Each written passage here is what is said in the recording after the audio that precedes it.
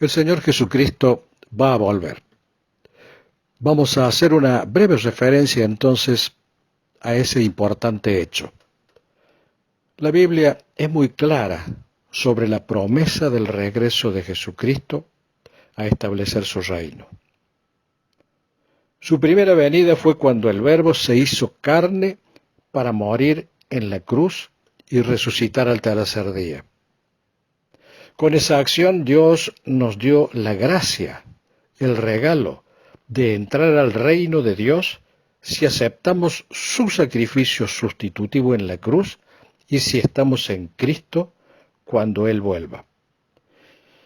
En todo el libro sagrado, hay referencias a su regreso. Y esa certeza nos permite vivir con la fe de una vida eterna junto a Jesús. Vivir para Cristo es la decisión más previsora del ser humano, porque no es vivir solo por cosas perecederas, sino también por la eternidad toda. Es el compromiso más fructífero y con futuro cierto. Muchos estudiosos de la Biblia y la Iglesia de Cristo en general siguen investigando este grandioso suceso por venir en lo referente a las señales y a los tiempos en los cuales sucederá. Si bien hay diversas teorías interpretativas del texto bíblico sobre esa cuestión, hay consenso unánime en todas las iglesias cristianas sobre tres aspectos centrales, los que no tienen discusión porque surgen claramente de las Escrituras. Ellos son, en primer lugar, que Jesucristo regresa nuevamente. Segundo, que habrá un juicio a cada persona por parte de Dios. Y tercero, que habrá resurrección de los muertos. En su regreso resucitará a los muertos en Cristo primero, y luego de un tiempo al resto para juicio eterno.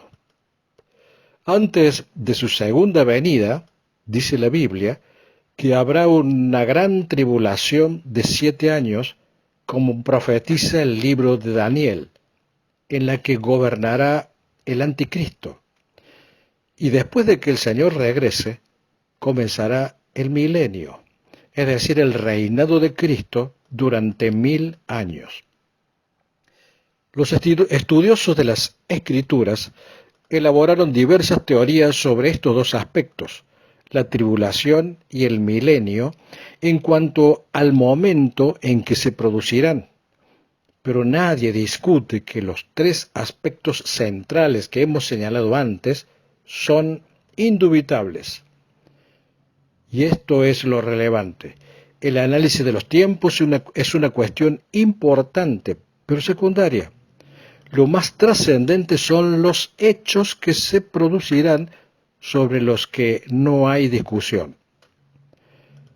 El regreso de Cristo no es un evento espiritual ni figurado, es literal y lo hará en forma física, como también es literal la resurrección física de los muertos en Cristo cuando Él vuelva. El libro de Hechos, capítulo 1, versículo 11, nos dice, los cuales también les dijeron, varones galileos, ¿por qué estáis mirando al cielo? Este mismo Jesús, que ha sido tomado de vosotros al cielo, así vendrá como le habéis visto ir al cielo. Es un tema de gran importancia. Y si bien no sabemos el momento en que ese regreso se producirá, Jesús nos da ciertas señales para que podamos advertir su proximidad. Pero existen muchos velos colocados en la humanidad para que no se conozca este suceso trascendental en la vida presente y en especial futura de cada uno, porque la Iglesia no pone especial énfasis a esas señales en estos tiempos.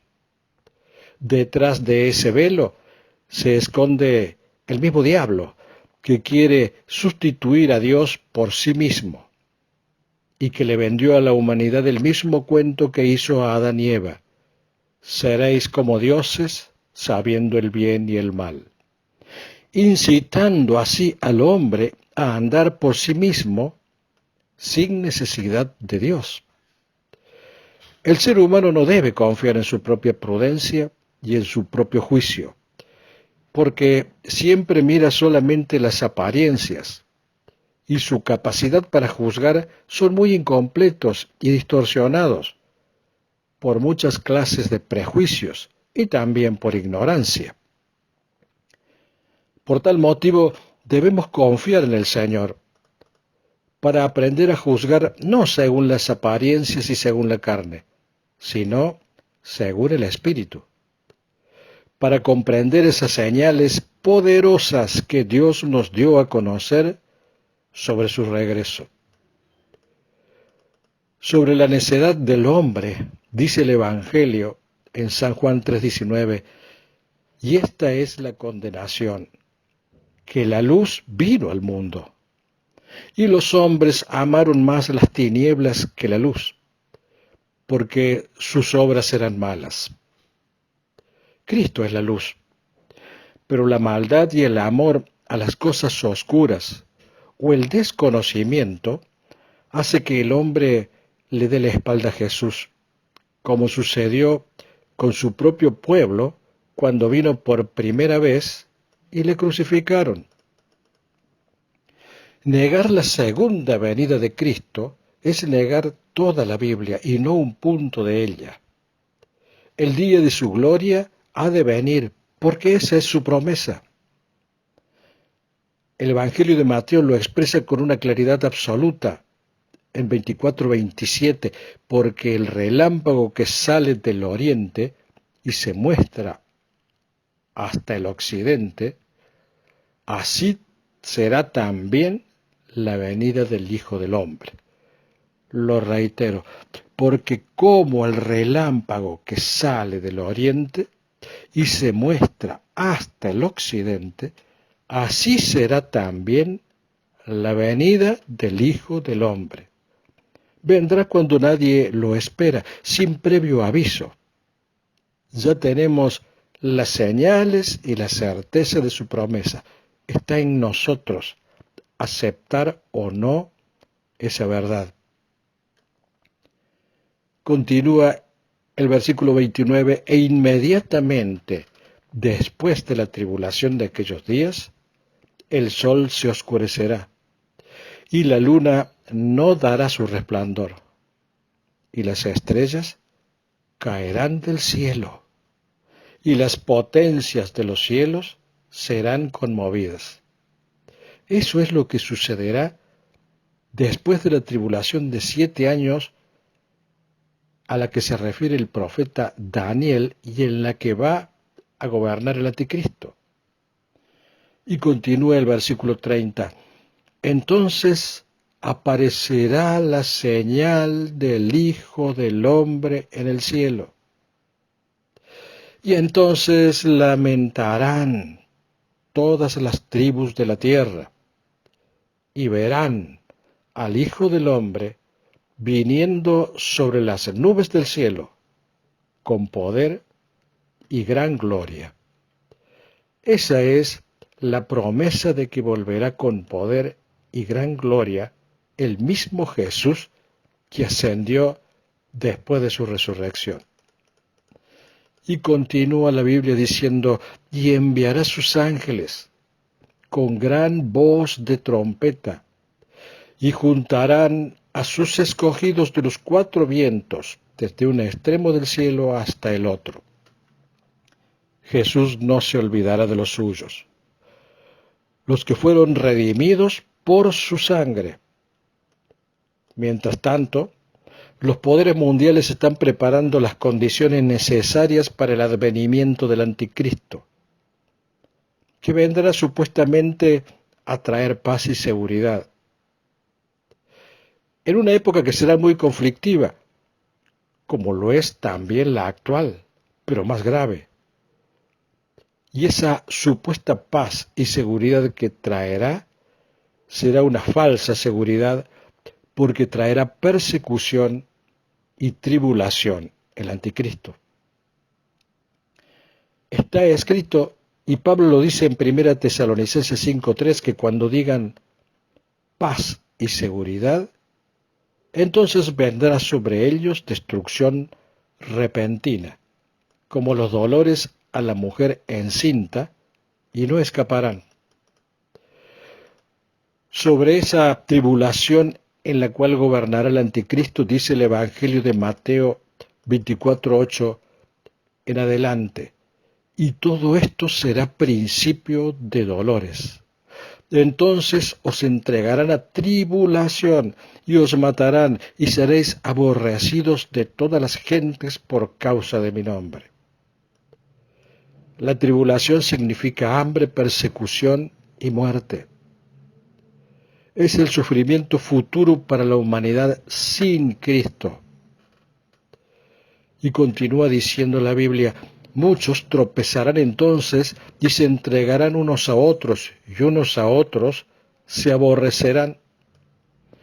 Y muchos falsos profetas se levantarán y engañarán a muchos.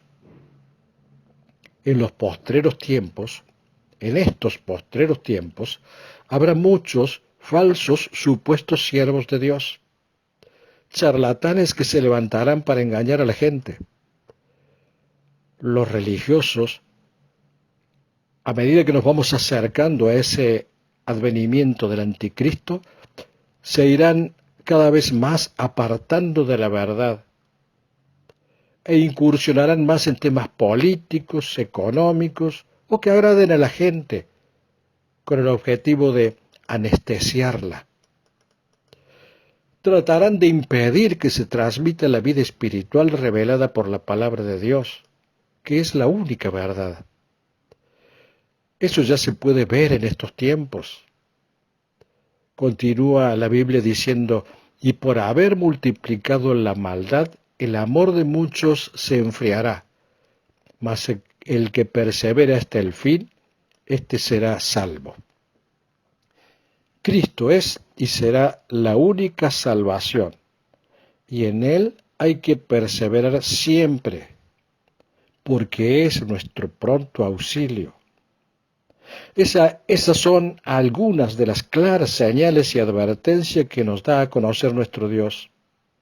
Por eso, la Iglesia de Jesucristo, la Iglesia verdadera, no la que es simplemente profesante de una fe, sino la Iglesia de los que viven unidos en espíritu a Jesucristo, se prepara velando, orando y conociendo cada vez más al Cristo glorioso que volverá a buscarla para librarla de la ira venidera y para que esté eternamente junto a Él.